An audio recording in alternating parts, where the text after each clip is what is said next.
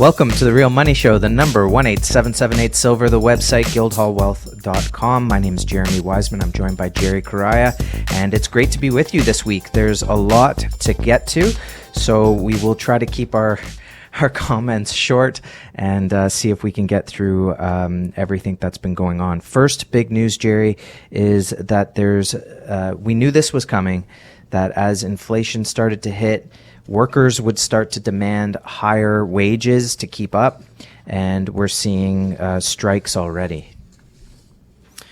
We're going to be seeing more of that, but the big one this week was the union, the autos worker union in the States. Huge, massive strike that began today. We're recording on the Friday. So this is from the Kobesi letter. Just in, Union of Auto Workers officially begins strike with 12,700 workers at 3 plants. This is including Ford, GM, and Stellantis. The strike could impact as many as 146,000 workers by next week. What does this mean? 46% of U.S. auto production is set to go offline as a result of the strike. Plus, we also have $90 plus oil prices now and a potential large jump in car prices. This is another huge curveball for the Federal Reserve. Well, before we get to the Federal Reserve, the thing is that you now have companies that are struggling with sales, and now their workers are asking for more money, which is, they're entitled to do that, of course. But it's going to make it a lot harder to make profits. So you could take that across many different companies, many different businesses, and apply it to stocks and say, are these companies going to be profitable for the next 5 years, 10 years? You've talked a lot about stagflation. This is a perfect example of stagflation, where you're not selling a whole lot of cars because they're getting a lot more expensive. And now the auto workers are asking for more money, and this is just the tip of the iceberg. And you don't want to raise the prices of your items. You don't want to have to raise them. You don't want to have to pass it on to the consumer. You can't make them less safe, right? So three-wheeled vehicle. Yeah, we're going to go to a three-wheel. No, so this is just another example of what's coming down on us with stagflation, and this is another reason why you have to protect the wealth through this period. And what happens to gold and silver as you go through this period is they do maintain the wealth. And we know that this market is about to take off, and we're going to show some examples of that. Slightly on another. Oh yeah, you also mentioned oil prices going up there, Jerry. Yeah, it's important to watch oil. Yeah, definitely. Well they've drained the strategic oil reserves. So what else do you have from that? They drained it. They got for midterms, whatever. You got a little bit of respite from that, and that's over now until they start figuring out a way to become energy independent in North America once again. Those prices are not coming down; they're going up, and that seems to be the consensus across the board from many people on podcasts and many professionals and technicians. Everyone seems to say, yeah, now that the draining of the reserves is done, oil prices have nowhere to go but up. Exactly. We have to keep an eye on oil for us. We see the correlation between gold and precious metals, and we also see the correlation with oil and Canadian dollar as well. So we keep an eye on these things, and the trend of this failing strategy of draining the strategic oil reserves for the purpose of lowering the price at the pump, very temporary. And now that we read another letter from Kobesi, crude oil prices officially rise above 90 for the first time since last year, 2022. Oil prices are now up a massive 35% in just 3 months. We're now an incredible 29% above the levels that the U.S. was targeting to refill the strategic petroleum reserves. Meanwhile, there are less than 46 days of supply left in the U.S. reserve. The classic sell high, buyer high is coming for U.S. reserves. Will we see $100 oil prices? I believe we will. It doesn't seem like there's no reason why we won't. Saudi Arabia wants to keep cutting until they get their prices. Right. And I think this is also another example of the real world supply demand. You want to keep draining that? Okay, eventually it's gone. We can see how almost gone it really is. And that is going to happen as well in the precious metals market. We've got some information about that a little bit further in the show, later in the show, but it's happening too. You can only keep draining supplies on exchanges at these price levels until you are out. just like the strategic oil reserves. And you're already seeing what happens once you've run out of that oil, what happens to prices. So I believe it's going to happen to the metals as well. What do you think? Absolutely. When you look at the two types of metal that you can buy, whether it be physical versus the contract, the paper contracts far outweigh and outnumber the available gold and silver that are there for delivery to back up these contracts. It's putting a lot of pressure on the COMEX, on the London Metals Exchange. Over the past 2 years, this has been another theme of, I need it in my hands. I want to take delivery of my contracts because you know what? I'm growing a little bit too uncertain. Who's saying that these days? I think everyone is saying uncertainty. There is uncertainty regarding this or that. There's a lot of uncertainty regarding these contracts. One contract, Jeremy, represents 5,000 ounces. So, of course, the demand for delivery is happening and the trend will continue as we're seeing a movement out of paper, out of promises, and towards protection and realizing what you have. The number 18778 silver, the website guildhallwealth.com. Jerry, I think uncertainty is a huge part of it. I think the things that I'm seeing, the headlines, I just feel like everyone's being completely whipsawed all over the place. Take this recent Trudeau thing. Maybe people have watched it, maybe they haven't, where he decides to be real stern and take a stand against those grocery stores that are taking advantage of people because there's inflation. And everyone's clapping behind him, and I'm thinking, buddy, where were you when the pharmaceutical companies were making hundreds of billions of dollars? I didn't see you getting up there saying, listen, I know we're borrowing all the money, but we've got to keep these guys accountable. And if they don't want to drop their prices, we see their profits going through the roof, and this is a health crisis. We need to get them to pay their fair share.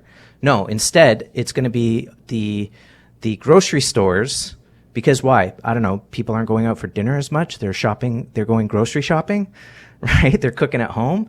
So somehow it's their fault. I do believe at this point we are at the deflection stage. Mm-hmm. Inflation is not Trudeau's fault for deficit spending. It's the predatory grocery stores, and if they don't do something about it, we're going to tax them and just pass it on to the buyer anyway. Mm-hmm. So talk about your whipsaw. Talk about crazy. The whole thing is just, again, it's crazy. Explain crazy to me. Make it make sense. Mm-hmm. You know, you hit the nail right on the head with regards to, you know, where it actually came from. This is fiscal, irresponsible deficit spending. Hands down, this is the reason why we're seeing, you know, prices going through the roof. People want to get their, starting to shop. Their disposable income is down. They're not going out to restaurants as much, and to deflect towards a business that is trying to profit. You know, if they're forward thinking and if they're doing their own dot plot to see, okay, this is what the numbers show, and in a year's time, this is how much profits we're going to lose. Year over year profits are being slashed with most businesses. So if we're headed into further inflation, wouldn't you have to price a little bit higher now? Yeah, it could be defined by Trudeau as being greedy, but they may be planning themselves. Ultimately, I think the shift and the blame people are seeing right through, and they're refocusing back to Trudeau. Maybe they're having to raise their prices. This isn't necessarily about profit, but everyone's raising their prices because they're being taxed to death. Perhaps, you know, you can look at the United States. Every state that taxed to death isn't doing very well, and every state that doesn't tax to death has surpluses. So it's pretty clear taxing is not good for business, and it makes business leave. And if you're going to tax people out of business, then, you know, I feel the whole thing right now is like a bad kind of cartoon slapstick thing where the government just has a hammer and just keeps whacking everybody unintentionally, that whatever problem comes their way, it's someone else's fault, and there's an answer for that, and it's taxing. Mm-hmm. You know, this is the type of stuff that caused a French Revolution. The American Revolution happened for a lot less. Yeah. And the thing is people aren't really, we can all complain about it, but what do we do about it, Jerry? Exactly what you have to. This is buying gold. This is the reason why when you have runaway spending, when you have the central planners who are not planning for your future, you need to take the wheel of the wealth for yourself. You need to take control by converting and unsubscribing, converting out of dead paper fiat currencies. They're using the currencies against us. The very deposits that we have in the bank, they're using it, and they're loaning it over and over again in its fraction of a reserve system. By removing your money out of that system, we're weakening their control. You're taking back control for yourself, and then we will see, honesty coming back to the market. Eventually, I think it will get back to an honest system. The number 18778-SILVER, the website, guildhallwealth.com. I 100% agree with you. I think physical gold and silver is honest money. I think that the BRICS nations, which we've covered a bit on the show, I think that that's what they're looking for. They're looking for honest trade amongst each other. And they don't have to like each other, but they want honest trade amongst each other. And I think everybody's looking for ways to make sure that trade is honest, and that's going to come to the States as well. One things I liked about the BRICS was that they wanted to keep the currencies in a narrow range, that they weren't going to be allowed to drop their currencies more than 1%. So everybody stayed in a similar range. So you couldn't compete by dropping the value of your dollar. Mm-hmm. I thought that was very interesting. Yeah, I see the world moving towards honest money. I don't think any central bank, the central banks don't know what they're doing. They couldn't see inflation if it was a Mack truck in front of their face while they're walking across the street. They couldn't see it. They didn't see it. They called it transitory. Now the government is out of control spending. They can't stop inflation if you're going to keep spending. I think even in the States, I think Zelensky's back in Washington with his cap out asking for more money. With the green shirt. So they can't stop spending. But what you can do is you can make them responsible by not participating. And physical gold and silver in these circumstances, when money becomes expensive, gold and silver go through the roof. And we've got a lot to talk about on the gold and silver side coming up on the other side of this break. The number 18778-SILVER, the website, guildhallwealth.com. Stay tuned. It's The Real Money Show on 640 Toronto. Welcome back to The Real Money Show. The number 18778-SILVER, the website, guildhallwealth.com. Jerry, let's jump into premiums, what's happening around the world on physical premiums, because I think that says a lot about where the prices of physical gold and physical silver are headed, as well as their demand. You have been following Oriental Ghost on X, and he had some interesting things to say, and then it also got picked up by some others. So let us know what was going on with this person that you're following now with regard to premiums. This is getting wild, Jeremy. I've been following Oriental Ghost for a month and a half now, just simply because he's in China. He's on the, boots are on the ground. He's giving us the inside scoop of what's happening in China, and a lot of things are happening. Metals are moving from west to east, and a big shift is happening specifically in the prices. So he wrote this week that the Shanghai Gold Exchange continued to rise, closing at, for the gold contract, $2,023. $2,023? What do we have the price here out of the COMEX in North America? The price of gold is $1,925. This is a $100 premium, or 5% higher prices in China. Why the difference? And he continued by saying silver on the Shanghai closed at $25.40. $25.40, you say? The price of silver in North America is $23.10. I think it was lower earlier in the week, too. I think earlier in the week it was like $22.80 or something like that. That is a massive 250 spread, or almost 10% spread. What is the difference? Why the big disparity? Yeah, so what's going on? Obviously, if you want to buy physical gold, silver in Asia, it's now a lot more expensive than to buy it in North America. It is a sign. This is what was happening. The Russians were actually talking about this. Remember, most of the mining is done in the East. London and New York, where we get our prices, do not mine anything. They're not responsible for getting their hands dirty, pulling the metal out of the ground. The East does. And one of the Russian finance ministers said that, we There has to be a time where we end the manipulation, the false pricing of these assets. Really, they said that. Fast forward to today, and Well, we're they now know. seeing. They know. They were at the GATA, right? They were at GATA conventions and stuff. Yeah. That's the Gold Action. I think it was Lavrov. Committee. He said Yeah, that. Yeah. But anyways, this has piqued the attention of many people, ourselves here at Guildhall, even financial planner Jamie Carrasco from Canaccord Genuity in Toronto commented this week in response to this. He said the Shanghai Exchange is a physical market. No paper contracts, no paper. Love that. And more importantly, home of the gold convertible petro-yuan contract, petrodollar and yuan contract, which is already trading Russian oil, into which Saudi Arabia, Iran, and the United Arab Emirates are soon switching. This contract allows the BRICS to buy oil using yuan and the seller to take gold home for trade settlement instead of petrodollar. What a great summary. And with this kind of price differential, it won't be long before the Western gold producers and Western physical inventories drain over to Shanghai as gold returns to the monetary system. When you have these two price disparities, you're setting up an opportunity, an arbitrage opportunity to buy locally here in North America. And if you're an enterprise, if you can get your gold sold in Shanghai, what you have in essence done was created a vacuum and vacuum out precious metals out of North America eastbound. You buy here and sell high in Shanghai. So could it possibly be that they're setting up this arbitrage so that they can get more metal moving from west to east? I know that they're a physical exchange versus, so the idea is there could be a physical exchange in China versus the paper exchange in America, and so they can manipulate the price down. So you could give the one argument of, well, one side's manipulating the price, one side saying, well, we're a physical market.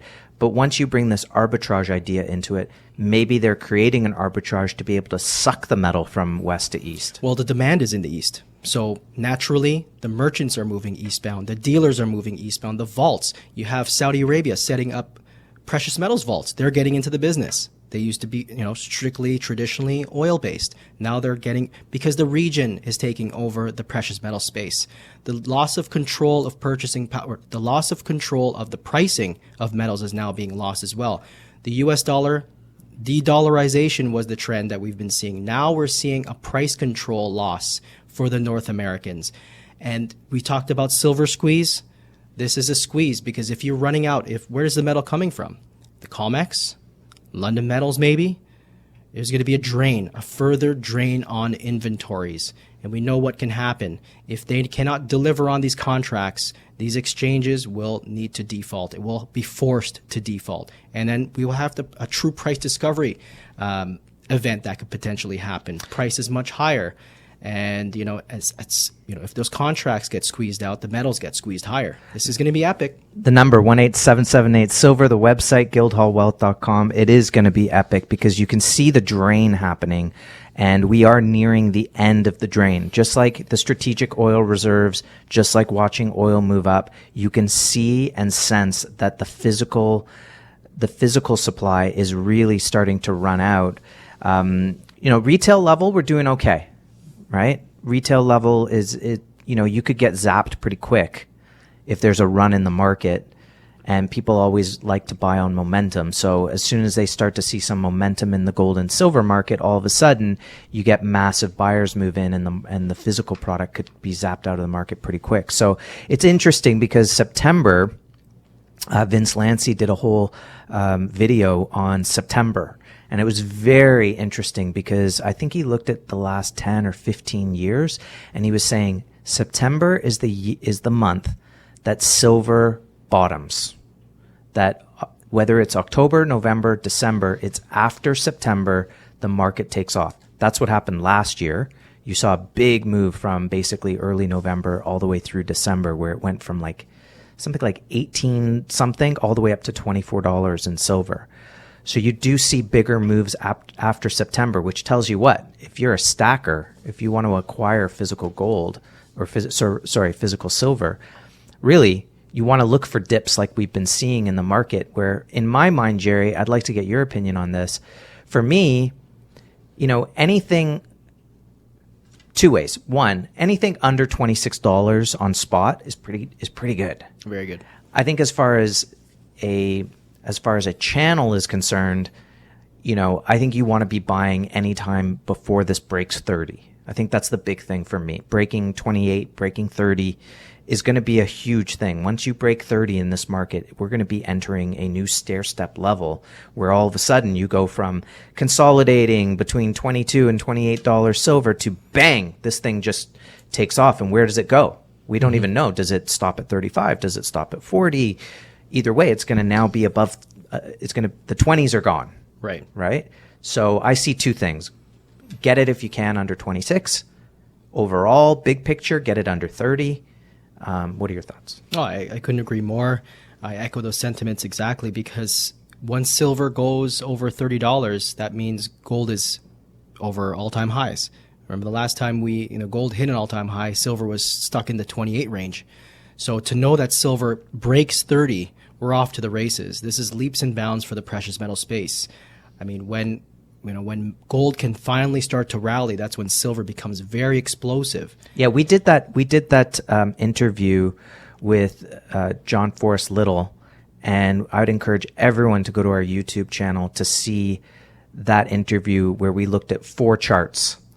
I think it was 4 charts, and they're mind-boggling in terms of what the setup is right now. So if you're just a technical person, you're going to love looking at those to see where this market is headed in silver. Immediate. Once you see those charts, those formation, the charts, you don't even have to know what we're charting.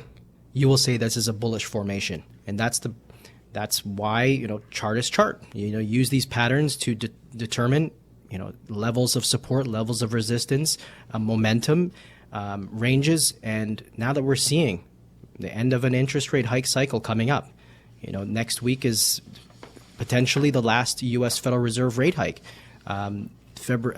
September 20th, next Wednesday, the Federal Reserve is stated they're going to be giving their announcement, and we'll see what they have to say. Chances are they'll be pausing, Jeremy. Okay, so you've moved on to the next subject. So let's talk about the next subject, which is what the Federal Reserve could guide us. That's obviously what they're into right now is forward guidance and seeing how much hot air they can push through to keep things going the way they want it to go. And they're working against a government that keeps spending, but are more hikes in the future? I'm hearing some people saying, again, another 1 or 2. I have an article here, by the way, about the lag effect, which we have to get into right after this discussion, because this is about how long it takes for these interest rate hikes to make its way through the system for everyone to start feeling it. But what do you think? You think they could raise it? You think they can keep playing chicken? Maybe one more, but the data shows they're already in pain. So next week, all eyes are on the FOMC announcement. And before then, metals have been quite choppy. Looking at the support levels, gold prices rebounded today, but over the course of the week hit a support of 1905. Silver was down in the 2280s, have recovered the 23 level. Now we're off of the support level, and they're going to be attacking a few resistance for gold, 1920 mark, 1930, 1940, 1950. These are clusters. And then for silver, we're moving about 50-cent range. But then these are all short-term ranges. We're all looking at the FOMC and the Fed tool, the FOMC, the CME Fed Watch tool has the percentage of a Fed pause at about 93%. Oh, so I think it's already kind of given that they're going to pause, but some are saying this is the final rate hike. So pause with hawkish talk, probably. Pause with some threats that if you don't behave, we're going to keep raising rates. 11 times. They've already raised the interest rates 11 times over the course of a year and 6 months. They've done a lot of damage, Jeremy. A lot of damage, a lot of losses, downgrades, banking systems, financial systems have failed, institutions have gone bust, and things are not looking good. I mean, just this week, the Federal Reserve officially reported a loss. Now, there are a lot of red ink at the Fed right now, Jeremy. So there's an article coming out of Mises called Lots of Red Ink at the Fed. So the question is, can they continue to hike rates? This article clearly says no, because the Federal Reserve has officially reported a loss of $57 billion for the first 6 months of this year, 2023, and the anticipated loss of over $100 billion for the year and will continue into 2024. The Fed has, 88 billion in interest income, but 141 billion, almost double, is interest expense. So it's paying out in interest 53 billion more than it received. It's losing money, Jeremy, because the interest rate has gone too high. They're hurting themselves. They're hurting themselves. So let's go. Let's keep raising rates, guys. I'm backed into the corner. I'm swinging away. Not only that, but they've got something like $8 trillion of their deficit that's rolling over that is now going to have to be paid interest at the higher rates. So when they used to say, well, the rates don't, the debt doesn't matter. It's like, oh, no, now it does. Now it does. Now it's earning. And the last one on page 7 of this report, when the combined Fed's investments were marked to market on June 30th, their investments, how they're spending and gambling, they had a market value loss of over $1 trillion, or a market value loss of 23 times the Fed's stated capital. Why do we have a Federal Reserve? Their job is to maintain employment and to keep inflation down. And they're failing at both. Now they're losing money. Come on.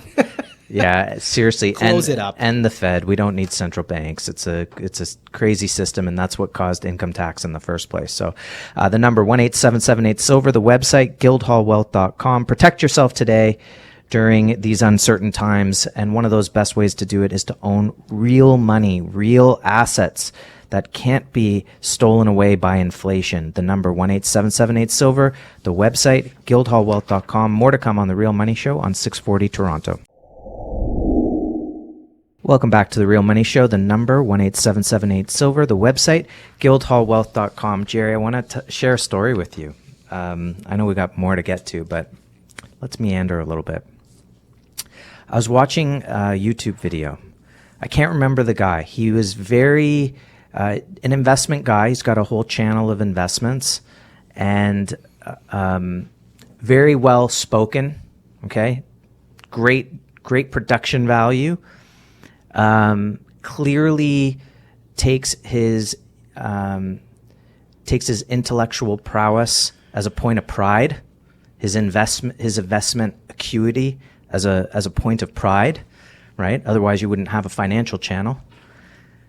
And he spent 8 minutes on a video espousing why gold was the worst investment ever.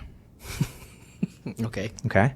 And he said it with just as I'm making a very calm voice right now, as everyone knows, I'm very excitable, but he just had very calm, here are my points, so that no one gets mistaken, because of course, if you have a very calm, perfect tone, then whatever you're saying has to be the truth, right? Which is totally not the case. You can be lied to in all sorts of ways. But I don't think he was being disingenuous. I think what happened is the gold market chewed him up. Probably. Specifically, I'll tell you exactly what his problem was. His problem was he felt he had to do it all on his own.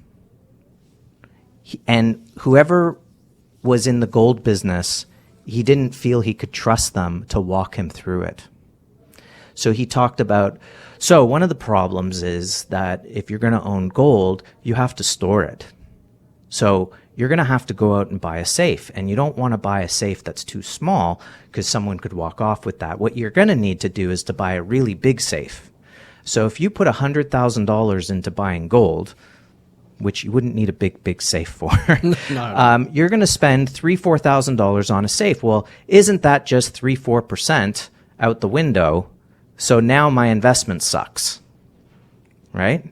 What would you say to that right out the gate? I know you can. It's already working your way through this. We're dealing with a hard asset. You're going to have to have proper storage, a facility to keep it in. If I'm buying a boat, I have to park it at the marina, and I have to pay a marina fee. I'm still enjoying. It's still doing what a boat does. Or if I have wine, I need to build a cellar. Yeah. But I'm enjoying my wine, but the wine is doing its own thing. My gold is doing its thing. It's protecting my wealth. Beautiful. Or if you have life insurance, you have to pay your monthly. The premiums must be paid. But Full if coverage. something happens, that's what you paid your insurance for. This is about holding an actual asset versus an investment. Absolutely. If I had a quote unquote investment where I was chasing yield and I had to pay out 1% a year for the pleasure of doing that, then you'd have an issue, right? By the way, even the ones where you don't own the physical, you still have to pay for storage that you don't own anything for. So, and then again, we have people who will talk to us about storage and they'll say, it's like, can you do better? Or like, what's this worth? I say, look, it's 1.25 in the RSPs. It's 1.25. It can go down as low as 0.75 outside the RSPs. Inside the RSPs, okay, 1.25 is 5% every 4 years. That's 10% every 8 years. If you don't think gold can go up 10% and do what you need it to do, what are we talking for? Mm-hmm. Right? There's 1.25% for silver. You need silver to move up 30%, 30 cents to cover. That's right. 1.25% for that year. Gold's up 400% over the last 20 years. You'd be dishing out 20% to storage. Right? For peace of mind. For peace of mind. So, okay, forget that. Then he went with the old no yield. Oh. No yield. And you're sitting there going, of course there's no yield on gold. It's money. There's no counterparty risk. But if you buy it at the wrong time and you sell it at the wrong time because you're sour grapes about it, then you don't get the benefits, right? I started buying gold at $480 an ounce. I bought it at the high, 19 something back in 2011, and I've been buying it all the way along. What happens is if you can get the investing mentality out of your mind and you move towards value, you say, how many ounces do I have? I got 50, I got 100. And what's the value of that today? Perfect. And over time, you see how much the value of that has grown. The only time that you would not have done well in gold and or silver is if you bought it near the peak on the way up in 2010-11 and on the back half of that when it came down in 2013. So during a 4-year period, if you bought near the peak, after the peak, either before or after, and you didn't do any cost averaging outside of that, mm-hmm. you'd be sour grapes. Yeah. But hold on, because we're very close to, gold's at those levels again. Yes, we are. Silver's going to be, and I've seen it in the market, silver can make up lost time like that. Coiled spring. Silver right now is a coiled spring, ready to bounce. And if you look at what gold and silver have done since 1976, the gains are there. From 1976 to 80, gold went up 717%, silver went up almost 1,100%. In the couple of years later, from 85 to 87, another gain of 75% gold. All the way fast forward today, we continue to see peaks in metals. And if you continue to listen to the Real Money Show now and tune in to find out when is the right time, could this be the time to buy gold? We've been saying this is very seasonal as well. Over the past 40 years, metals tend to dip in the summer months. Prepare for the fall. We are in September. It's going to be pretty volatile going forward. So definitely get in touch with us. Understand that this is physical. You're converting out of paper into hard assets, and that's the key. The number 18778-SILVER, the website guildhallwealth.com. More to come on The Real Money Show on 640 Toronto. Welcome back to The Real Money Show, the number 18778-SILVER, the website guildhallwealth.com. Jerry, in the last segment, we were just talking about, look, sometimes people could have bad experiences in the market and it can hurt them forever. And I felt bad in the end because in watching this video, because I felt like one of the things he said was, these gold guys are quick to take your money, but if you need to liquidate, they're not there for you. They disappear. And I thought, well, who are you dealing with? What gold company did you not go on and do some research on user reviews or anything? I've read some nightmare scenarios like gold money, whatever, somebody wanted to take delivery, but that's not their platform, right? Their platform is physical gold stored on a 1-to-1 basis. So your product could be stored anywhere around the world in 1 gram increments, meaning it's unallocated. So taking delivery is not really built for you. Whereas with Guildhall, it's all fully allocated. It's not 1-to-1. It's you bought an ounce of gold. Here's the ounce of gold. Here's the serial number that you purchased. And here it is in the vault in your account. So if you want to take delivery of it, well, where's Guildhall going to go? Right to your account, take the gold, deliver it to you, right? So we have a system that's built for that. And we have a lot of people asking questions about that. And then I was just thinking to myself, I'm thinking, well, how hard is it to liquidate? We help people liquidate all the time. We give them the money right away. It's the most liquid market. People get their money faster in selling gold than if you had it in a trading account and tried to get it out of the bank. That's right. You want to see your money sit somewhere for 8 days? Try doing a outgoing transfer from an institution. You could be waiting 3 weeks before they decide to push back on you and say, well, you know what? We want a manual signature instead of an electronic, whatever the case is, right? So I felt like, listen, you got washed out from this market. You dealt with the wrong people. You didn't want to have hand holding so that you could do it the right way, right? That's right. It's like, I'm reaching here on an analogy. But I used to work in restaurants, and people would come in. They want to have a wedding, and they'd have all these ideas of what their wedding wanted to be, and you'd say, "But we have this space, and we can only do so much with this space, right?" You do renovations. You say, "Okay, I've got all these great ideas," and then you go in, you start hammering things. You say, "Yeah, that wall isn't moving," right?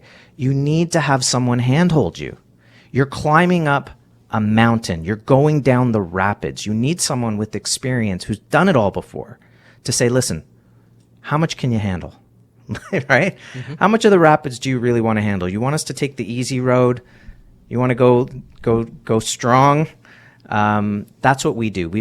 I've been here for over 16 years, Jerry. I think it's been 12 for you. I just noticed on your LinkedIn, you reached 17 years. Congratulations. Wow, 17 years. So it's all about having the right guide to be able to make you feel comfortable, to make the right moves so that you have the right strategies and the right mindset to actually do really, really well in the gold and silver market.